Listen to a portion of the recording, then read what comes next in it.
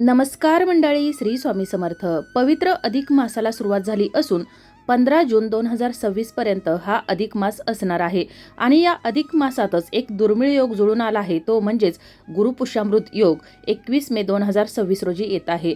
एका वर्षात केवळ 2 ते 3 वेळाच हा गुरुपुष्यामृत योग येतो आणि यामुळेच या गुरुपुष्यामृत योगाला अनन्यसाधारण महत्त्व आहे. आणि गुरुपुष्यामृत योग आणि अधिक मास हा अत्यंत शुभ योग जुळून आलेला आहे. आणि त्यामुळं या गुरुपुष्यामृत योगात जर आपण काही उपाय, काही सेवा जर केल्या तर भगवान श्री हरिविष्णू यांचा आशीर्वाद आपल्याला प्राप्त होणार आहे आणि आपल्यावरील सर्व संकट, अडचणी दूर होणार आहेत. त्याचबरोबर आपल्या मुलांची, पतीची, घराची प्रगती, भरभराट होणार आहे. सर्व इच्छा, मनोकामना पूर्ण होणार आहेत. आणि म्हणूनच या गुरुपुष्यामृत योगात आपल्याला एक साधा सोपा उपाय करायचा आहे. तर उंबराच्या झाडाखाली म्हणजेच औदुंबर वृक्षाखाली आपल्याला एक वस्तू ठेवायची आहे आणि त्याची सेवा करायची आहे. आता ही कोणती वस्तू ठेवायची आहे, कोणती सेवा करायची आहे, याविषयीची माहिती अगदी थोडक्यात पण महत्त्वाची मी या व्हिडिओमध्ये तुम्हाला पुढे सांगणारच आहे. पण त्यापूर्वी चॅनलवर जर नवीन असाल तर चॅनलला सबस्क्राईब करा, जेणेकरून आपले असेच येणारे नवनवीन माहितीमय आणि भक्तिमय व्हिडिओ तुमच्यापर्यंत पोहोचत राहतील. तसेच व्हिडिओ पाहताना व्हिडिओला लाईक करायला देखील विसरू नका. आपल्या हिंदू धर्मामध्ये प्रत्येक तिथी आणि त्यासोबत जुळणाऱ्या शुभयोगांचे विशेष महत्त्व आहे. त्यामध्ये पुष्य नक्षत्र हे 27 नक्षत्रांपैकी सर्वश्रेष्ठ मानलं जातं. आणि विशेष म्हणजे पुष्य नक्षत्रात विवाह सोडून इतर कोणतंही नवीन शुभ कार्य सुरू करणं अत्यंत शुभ मानलं जातं. परंतु या गुरुपुष्यामृत योगात विवाह होत नाही, कारण पुष्य नक्षत्र विवाहास वर्ज्य मानलं गेलं आहे. आणि पुष्यचा अर्थ असा होतो पोषण करणारा, शक्ती, ऊर्जा देणारा. पुष्याचे आधीचे नाव तीक्ष होते, त्याचा अर्थ शुभ, सुंदर, सुखसंपदा देणारा असा. पुष्य नक्षत्र अतिशय शुभ आणि कल्याणकारी मानलं जातं.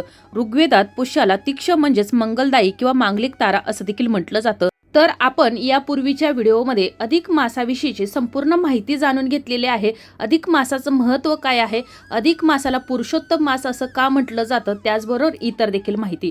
आणि अधिक मास हा भगवान श्री हरिविष्णू यांना समर्पित महिना आहे. आणि श्री दत्तगुरु श्री स्वामी समर्थ महाराज हे देखील भगवान श्री हरिविष्णू यांचेच अवतार आहेत. आणि औदुंबर वृक्षामध्ये ब्रह्मा, विष्णू आणि महेश हे तिन्ही देवता वास करतात. त्याचबरोबर माता लक्ष्मी देखील या औदुंबर वृक्षामध्ये वास करते. आणि म्हणूनच आपल्याला या उंबराच्या झाडाखाली एक उपाय सेवा करायची आहे. आता काही कारणाने तुम्हाला जर या गुरुपुष्यामृत योगात जर हा उपाय करणं शक्य झालं नाही, तर सध्या पवित्र अधिक मास सुरू आहे आणि यातील प्रत्येक दिवस हा अत्यंत शुभ मानला जातो. आणि त्यामुळं तुम्ही कोणत्याही दिवशी तुम्ही धार्मिक विधी करू शकता. परंतु आपल्याला हा जो उपाय करायचा आहे तर तो गुरुवारीच करायचा आहे. जरी गुरुपुष्यामृत योगात जरी तुम्हाला शक्य झालं नाही तरी तुम्ही कोणत्याही गुरुवारी हा महिना संपण्यापूर्वी हा उपाय करायचा आहे. आता उपाय करायचा आहे आपल्याला उंबराच्या झाडाखाली जाऊन, पण त्यापूर्वी आपल्याला आपल्या घरामध्ये देखील काही सेवा करायच्या आहेत. तर मी अगोदर सांगितलं त्याप्रमाणे या औदुंबर वृक्षामध्ये भगवान श्री हरिविष्णू आणि माता लक्ष्मी वास करतात. आणि भगवान श्री हरिविष्णू यांना पिवळा रंग अत्यंत प्रिय आहे. त्यामुळे शक्यतो या दिवशी पिवळ्या रंगाची वस्त्र परिधान करायची आहेत. जितके जास्त सेवा तुम्हाला पिवळ्या रंगामध्ये करता येईल तर तितकी करायची आहे. आता मी पुढे सांगणारच आहे कशा प्रकारे करायचं आहे ते. त्यानंतर आपल्या घराची साफसफाई करायची आहे. ज्या ठिकाणी स्वच्छता असते तर त्या ठिकाणी माता लक्ष्मीचा हा नेहमी वास असतो. त्यानंतर एका भांड्यामध्ये पाणी घ्यायचं आहे, त्यामध्ये चिमूटभर हळद टाकायची आहे, गंगाजल टाकायचं आहे. हे पाणी संपूर्ण घरामध्ये शिंपडायचं आहे. आपल्या आंघोळीच्या पाण्यामध्ये देखील चिमूटभर हळद टाकायची आहे. यामुळं आपल्या कुंडलीतील गुरुग्रह मजबूत होतं, शरीरावरची नकारात्मकता दूर होऊन मन एकाग्र आणि शांत होतं. त्यानंतर उंबरट्यावरती हळदीनं लेपन करायचं आहे. हळदीनं दरवाजावरती स्वस्तिक काढायचं आहे. अशा प्रकारे आपल्याला ही सेवा करायची आहे. त्यानंतर तुळशीला पाणी जे अर्पण करणार आहात तर त्या पाण्यामध्ये देखील चिमूटभर हळद टाकायची आहे. त्याचबरोबर तुळशीला गुरुवारच्या दिवशी उसाचा रस अर्पण करायचा आहे. तसेच तुळशीला 11 प्रदक्षिणा घालताना ओम नमो भगवते वासुदेवाय या मंत्राचा जप करायचा आहे. तुळशी मातेच्या मंत्राचा जप करायचा आहे. ज्या ठिकाणी माता लक्ष्मी तर त्या ठिकाणी भगवान श्री हरिविष्णू यांचं वास्तव्य नेहमी असतं. आणि त्यामुळे तुळशीचा पूजा करताना आपल्याला भगवान श्री हरिविष्णू यांचं देखील नामस्मरण करायचं आहे. त्यानंतर आपल्या देवघरासमोर येऊन बसायचं आहे. देवघरासमोर आपल्याला एक अखंड दिवा प्रज्वलित करायचा आहे. ह्या दिवा प्रज्वलित करताना त्याखाली एक प्लेट ठेवायची आहे, त्यामध्ये अखंड अक्षता ठेवायच्या आहेत, त्या देखील पिवळ्या केलेल्या. त्यावरती एक तुपाचा दिवा प्रज्वलित करायचा आहे. या दिव्यामध्ये चिमूटभर हळद टाकायची आहे, पिवळी मोहरी चिमूटभर टाकायची आहे, 2 अखंड लवंगा आणि भीमसेनी कापराची वडी टाकायची आहे. आणि असा हा दिवा तुम्हाला संपूर्ण दिवस प्रज्वलित देवघरासमोर ठेवायचा आहे. त्यानंतर भगवान श्री हरिविष्णू यांचं स्वरूप बाळकृष्ण त्याला अभिषेक करायचा आहे. हे अभिषेक केलेलं पाणी देखील संपूर्ण घरामध्ये शिंपडायचं आहे. त्यानंतर चंदनाचा टिळा किंवा हळदीचा टिळा बाळकृष्णाला लावायचा आहे, त्याची विधी व धूपदीप दाखवून पूजा करायची आहे। जो नैवेद्य अर्पण करणार आहात तर त्यावरती तुम्हाला तुळशीचं पान ठेवायचं आहे आणि पिवळ्या रंगाचा शक्यतो नैवेद्य असावा, म्हणजेच मिठाई असावी। त्यानंतर आपल्याला तर उपायासाठी आपल्याला लागणार आहे कणकेचा दिवा। दिवा बनवत असताना तो चौमुखी बनवायचा आहे। त्याचबरोबर या पिठामध्ये चिमूटभर हळद टाकायची आहे आणि मोहरीचं तेल किंवा देशी गाईचं तूप टाकायचं आहे आणि त्यानंतर आपल्याला हा दिवा बनवून घ्यायचा आहे। यामध्ये चौमुखी दिवा बनवून चौमुखी वात लावायची आहे। आता जर तुम्हाला काही कारणास्तव तुम्हाला जर असा दिवा बनवणं शक्य झालं नाही तर तुम्ही मातीचा दिवा घेऊ शकता, पंती घ्यायची आहे आणि तीही तुमच्याकडे नसेल तर मग तुम्ही धातूचा घेऊ शकता। पंती जर घेणार असाल तर ती नवीनच असावी।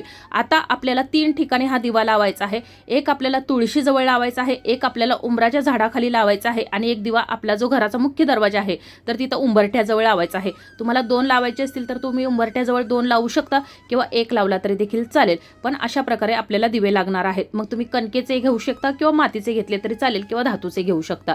त्यानंतर लागणार आहे पाणी। या पाण्यामध्ये तुम्हाला टाकायचे आहे हळद, थोडीशी हळद टाकायची आहे आणि अखंड अक्षदा टाकायच्या आहेत। मोजून 21 अक्षदा असाव्यात। आता मी कोणतीही सेवा कोणताही उपाय करताना सांगते की आपल्याला उपायासाठी ज्या काही वस्तू लागतात तर त्या अखंडच घ्यायला हव्यात, कारण माता लक्ष्मीला अखंड वस्तू अत्यंत प्रिय आहेत आणि त्यामुळे कोणतीही सेवा करताना कोणताही उपाय करताना आपण ज्या वस्तू घेतो तर त्या अखंडच घ्यायला हव्यात आणि आपण कायम अखंड फळप्राप्तीची अपेक्षा ठेवूनच उपाय करत असतो आणि मग सेवा करताना देखील वस्तू देखील तशाच घ्यायच्या आहेत। त्यानंतर एक मुठभर अखंड अक्षदा घ्यायच्या आहेत, तांदूळ घ्यायचे आहेत, कुठे तुटलेले नसावेत आणि या सर्व वस्तू घेऊन देवघरासमोर बसायचं आहे। आता हे तांदूळ घेत असताना तुम्हाला पिवळ्या रंगाचेच तांदूळ घ्यायचे आहेत, म्हणजेच हळदीनं पिवळे करून, आणि ज्या ठिकाणी तुम्ही बाळकृष्णाची मूर्ती ठेवलेली आहे तर त्या बाळकृष्णाच्या मूर्तीसमोर बसायचं आहे। मी अगोदर सांगितलं त्याप्रमाणे बाळकृष्णाला अभिषेक करून घ्यायचा आहे आणि त्यानंतर हे जे तुम्ही तांदूळ घेतलेले आहेत तर त्यातील चिमूट तांदूळ तुम्हाला या बाळकृष्णाच्या मूर्तीवरती अर्पित करायचे आहेत। 108 वेळा तुम्हाला हे तांदूळ या बाळकृष्णाच्या मूर्तीवर अर्पण करायचे आहेत। आता तुम्ही जपमाळेने देखील जप करू शकता किंवा कडधान्य घेऊन 108 वेळा मोजून हे जे तांदूळ आहेत तर त्या तुम्हाला या मूर्तीवरती अर्पण करायचे आहेत। तुम्ही एका प्लेटमध्ये ही मूर्ती ठेवायची आहे आणि त्यावरती तुम्हाला हे अखंड तांदूळ 108 वेळा अर्पण करायचे आहेत, अगदी थोडे थोडे।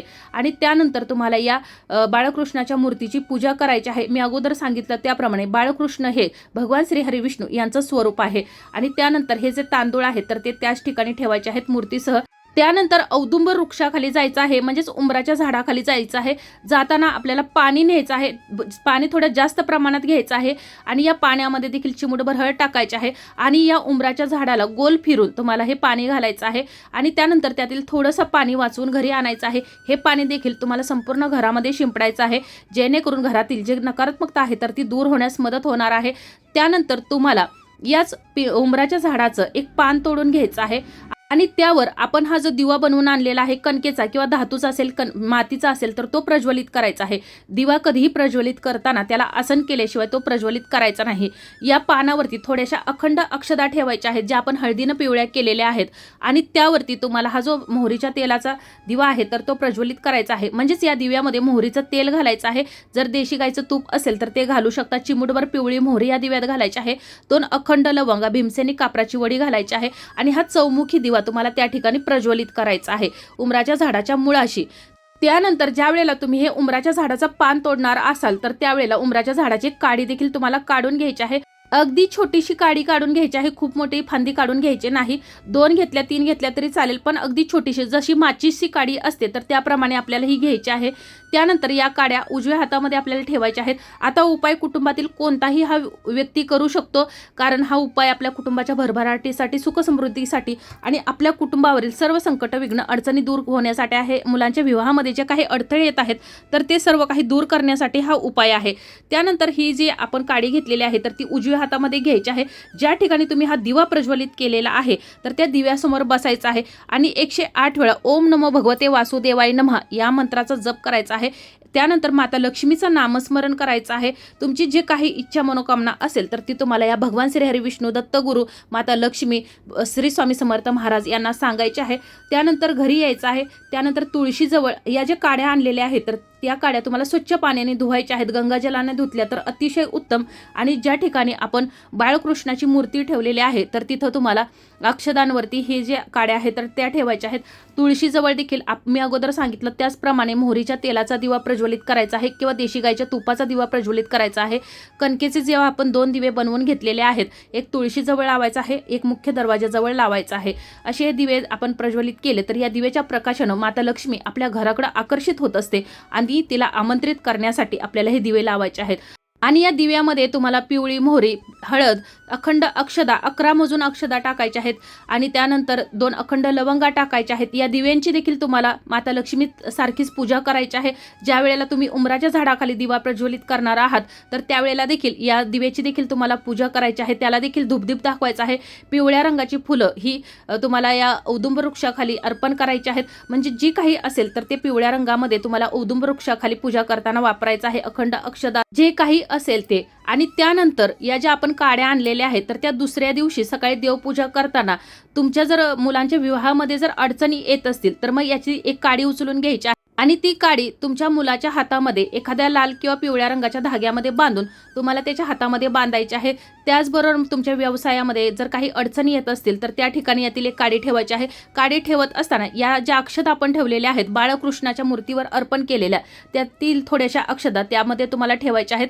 म्हणजेच पिवळ्या रंगाची अक्षदा आणि एक काडी अशा तुम्हाला एखाद्या पोटलीमध्ये बांधून तुम्हाला या ठेवायच्या आहेत. तुम्ही जर पोटली तयार केली नाही, एखाद्या पेपरच्या कागदामध्ये जरी बांधून ठेवलं तरी देखील चालेल. तुम्हाला ज्या पद्धतीने शक्य होईल तर त्याप्रमाणे तुम्हाला या अक्षदा आणि ही जी उंबराच्या झाडाची काडी आहे तर ती ठेवायची आहे. आणि ज्या तुम्ही जर 3 काड्या आणल्या असतील तर तुम्ही ती एक काडी तुमच्या तिजोरीमध्ये ठेवू शकता. एक काडी तुमच्या मुलांच्या विवाहामध्ये अडचण येत असेल ते तर ठेवू शकता. किंवा तुम्ही जरी देवघरामध्ये बाळकृष्णाची मूर्तीच्या ठिकाणी ठेवलेली आहे तर तिथं जरी तुम्ही एक काडी ठेवली, दररोज सकाळ संध्याकाळ पूजा करताना हिची पूजा केली तरी देखील चालेल. अतिशय साधी सोपी सेवा आहे परंतु अत्यंत प्रभावी सेवा आहे. आणि तुम्हाला जर या कोणत्याच ठिकाणी ठेवायची नसेल तर तुम्ही जे तुळशी लावलेली आहे तर तुळशीच्या मातीमध्ये एक काडी पुरून ठेवायची आहे. आणि दररोज सकाळ संध्याकाळ पूजा करताना आता तुम्हाला दररोज काही उंबराच्या झाडाखाली जाऊन पूजा करणं शक्य होणार नाही, त्यामुळं त्या तुळशीच्या मातीमध्ये तुम्हाला उंबराची काडी ही पुरून ठेवायची आहे. आणि दररोज सकाळ संध्याकाळ तुळशीची पूजा करताना या उंबराच्या झाडाच्या काडीची देखील पूजा करायची आहे. जेणेकरून घरामध्ये सुख शांती भरभराट होणार आहे. घरावर कितीही मोठं संकट अडचण असेल तर ते दूर होणार आहे. म्हणजेच तुम्हाला या 21 मे गुरुपुष्यामृत योगावर उंबराच्या झाडाखाली मोहरीच्या तेलाचा दिवा प्रज्वलित करायचा आहे आणि हळदीचं पाणी या उंबराच्या झाडाला अर्पण करायचं आहे. अगदी साधी सोपी सेवा आहे परंतु अत्यंत प्रभावी सेवा आहे. उपाय करताना भगवान श्री हरिविष्णू, माता लक्ष्मी, श्री दत्त गुरु, श्री स्वामी समर्थ महाराज यांचं नामस्मरण करायला विसरायचं नाही. तुळशीजवळ दिवा लावताना देखील तुम्हाला माता लक्ष्मी आणि भगवान श्री हरिविष्णू, देवघराजवळ दिवा लावताना किंवा पूजा करताना आपल्या कुलदेवतेचं नामस्मरण करायला विसरायचं नाही. तर अशा प्रकारे आज आपण गुरुपुष्यामृत योगावर उंबराच्या झाडाखाली कोणती वस्तू ठेवायची आहे, कोणती सेवा करायची आहे याविषयीची अगदी थोडक्यात पण महत्त्वाची माहिती जाणून घेतलेली आहे. तरी देखील तुमच्या जर काही समस्या असतील, अडचणी असतील तर तुम्ही मला कमेंटमध्ये विचारू शकता. माहिती आवडली असेल तर व्हिडिओला लाईक करा, चॅनलला सबस्क्राईब करा आणि हा व्हिडिओ जास्तीत जास्त शेअर करा. धन्यवाद.